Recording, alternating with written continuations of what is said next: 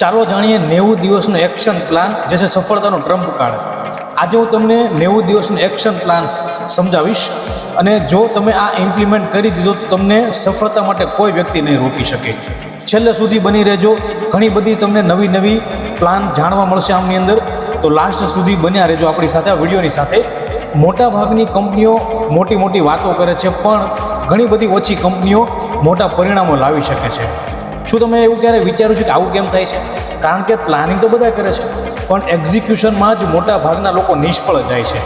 જો તમારી પાસે વિઝન છે, મિશન છે અને 1 વર્ષના લક્ષ્ય પણ છે, તમારી પાસે ગોલ પણ છે, પણ પરિણામ તમને નથી મળતું, તો આજના વિડીયો તમારા માટે જ છે। આજે હું તમને એવી સિસ્ટમ શીખવાડીશ જે તમારા મોટા સપનાઓને રોજના એક્શન દ્વારા હકીકતમાં ફેરવી શકશે।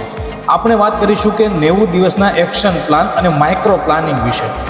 સ્ટેજ 1 જે છે માઇક્રો પ્લાનિંગ વિશે।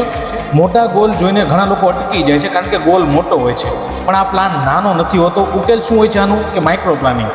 આપણે ગોલ તો બનાવી લીધા પણ એનું માઇક્રો પ્લાનિંગ કઈ રીતે કરવું એ વસ્તુ આપણે નથી ખબર હોતી। તો કોઈ પણ મોટા ગોલને નાના અને સરળ ટાસ્કમાં વેચી દો। ધારો કે આગામી 90 દિવસમાં તમારે 3 નવા ટીમ મેમ્બર રાખવાના છે, એક્ઝામ્પલ છે, તો સીધું વિચારો કે મુશ્કેલ તમને લાગશે અત્યારે, પણ જો તમે એના નાના સ્ટેપ બનાવશો, જેમ કે જોબનું ડિસ્ક્રિપ્શન બનાવવું, યોગ્ય ઉમેદવાર નક્કી કરવો છે, રિક્રુટમેન્ટ શરૂ કરવું છે, તમારે ઇન્ટરવ્યૂ લેવા છે અને ફાઇનલ સિલેક્શન કરવું છે, તો આ આખો ગોલ એક સરળ બની ગયો। હવે સ્ટેજ 2 જવાબદારી નક્કી કરો તમે। ફક્ત ટાસ્ક લખવાથી કંઈ બદલાતું નથી, દરેક ટાસ્કની સાથે 2 વસ્તુ ફરજિયાત લખો। એક કે કામ ક્યારે પૂરું કરવાનું છે અને બીજું આ કામ કોણ કરશે। જ્યાં સુધી જવાબદારી કોઈ એક વ્યક્તિને આપવામાં નહીં આવે ત્યાં સુધી મોટા ભાગના કામ તો અધૂરા જ રહેવાના છે।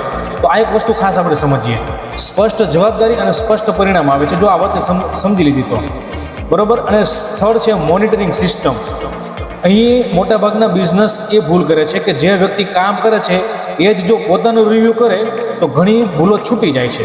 એટલે એક્શન લેનાર અને રિવ્યૂ કરનાર વ્યક્તિ અલગ હોવી જોઈએ। દરરોજ ચેક કરો તમે કે આજનું કામ પૂરું થયું, ડેડલાઇન મિસ તો નથી થઈ ને, કોઈ અવરોધ આવ્યો, નાના પ્રશ્નો સમયસર પકડશો તો મોટા નુકસાનથી તમે આજે જ બચી જશો તમે। અને સ્ટેજ 4 છે કે રિવ્યૂ અને રિઝલ્ટ પ્લાન બનાવવો સરળ છે પણ સતત રિવ્યૂ કરવું મુશ્કેલ છે। દર અઠવાડિયે ટીમની સાથે બેસો, દર મહિને પ્રોગ્રેસ ચેક કરો તમે, શું સમયસર કામ થઈ રહ્યું છે કે કોઈ ટાસ્ક બાકી છે આપણી, શું પ્લાનમાં ફેરફાર કરવાની જરૂર છે।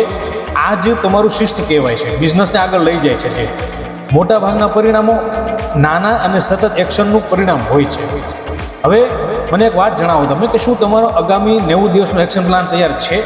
જો નથી તો આજે જ તમારી ટીમ સાથે તમે બેસો અને દરેક ગોલ નાના એક્શનના સ્ટેપમાં તમે વહેંચો। તમારો અનુભવ મને કમેન્ટમાં જરૂરથી લખજો। આગામી વિડીયોમાં આપણે શીખીશું કે રિવ્યૂ સિસ્ટમ કેવી રીતે બનાવવી જેથી એક પણ ડેડલાઇન આપણી મિસ ન થાય। આભાર આ વિડીયોને ધ્યાનથી જોવા માટે। Thank you.